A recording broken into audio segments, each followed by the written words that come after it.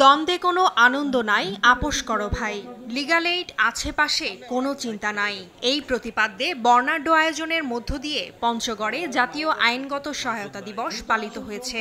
সকালে জেলা ও দায়রা জজ আদালত চত্বরে বেলুন ও পায়রা উড়িয়ে একটি বর্ণাঢ্য র্যালি বের করা হয়। এদিন ব্রাহ্মণবাড়িয়াতেও জেলা লিগ্যাল এইড কমিটির আয়োজনে সকালে জেলা জজ আদালতের সামনে থেকে একটি র্যালি বের হয়ে শহরের প্রধান প্রধান সড়ক প্রদক্ষিণ করে। পরে আদালত ভবনে অনুষ্ঠিত হয় আলোচনা সভা। কুমিল্লাতেও বর্ণাঢ্য র্যালি ও আলোচনা সভার মধ্য দিয়ে জাতীয় আইনগত সহায়তা দিবস পালিত হয়েছে।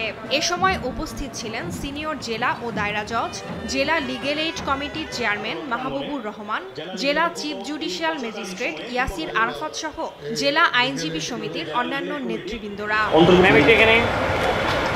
গোপালগঞ্জে সকালে আদালত চত্বরে ফিতা কেটে ও বেলুন উড়িয়ে উদ্বোধন করা হয় আইন সহায়তা মেলার।